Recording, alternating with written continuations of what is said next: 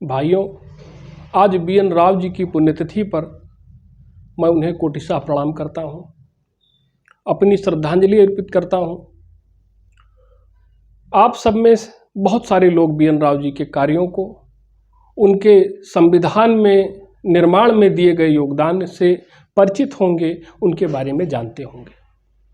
लेकिन जो लोग नहीं जानते हैं, जो भ्रम में हैं, उनको भी शिक्षित करने का कार्य आप ही लोगों का है।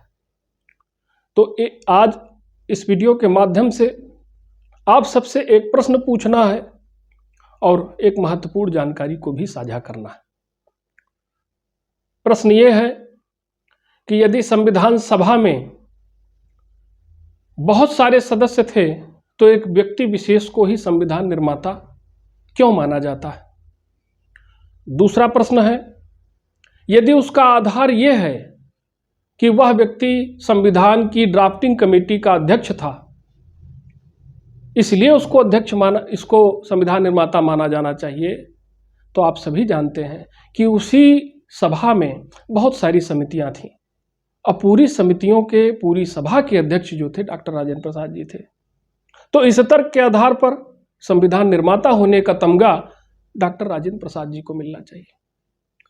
तीसरा प्रश्न, जो हमको सबसे महत्वपूर्ण प्रश्न है, उसका जवाब स्वयं से खोजना है, जानकारी करना है, जो उद्देश्य है इस वीडियो का, कि BN राव जी ने संविधान निर्माण में क्या योगदान दिया था, उनकी क्या भूमिका थी।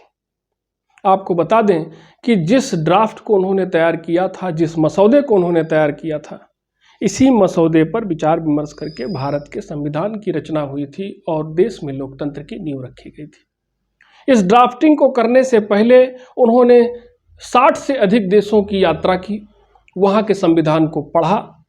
पढ़ने के बाद भारत जैसी विविधता वाले देश में जो व्यवस्था अनुकरण की जा सकती थी, जिस व्यवस्था को यहाँ लागू किया जा सकता था, उसको उन्होंने उस ड्राफ्टिंग का हिस्सा बनाया। तो अब ये आपको तय करना है कि मुख्य संविधान निर्माता कौन है। रही बात संविधान निर्माता की, तो आपको बताना चाहेंगे कि संविधान किसी व्यक्ति की व्यक्तिगत रचना नहीं है। जब आप जानकारी करेंगे तो इससे स्वतः परिचित हो जाएंगे।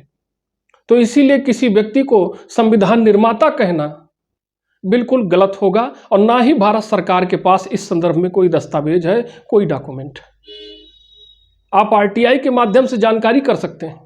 किसी व्यक्ति को संविधान निर्माता होने का ऑफिशियल डिक्लेरेशन नहीं किया गया है, कोई तमगा नहीं दिया गया है।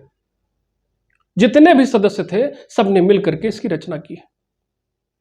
लेकिन मुख्य संविधान निर्माता अगर किसी को माना जाना चाहिए तो BN राव जी को क्यों माना जाना चाहिए, उनका क्या योगदान था, इसको आप स्वयं जानकारी करें, अपने विचार साझा करें।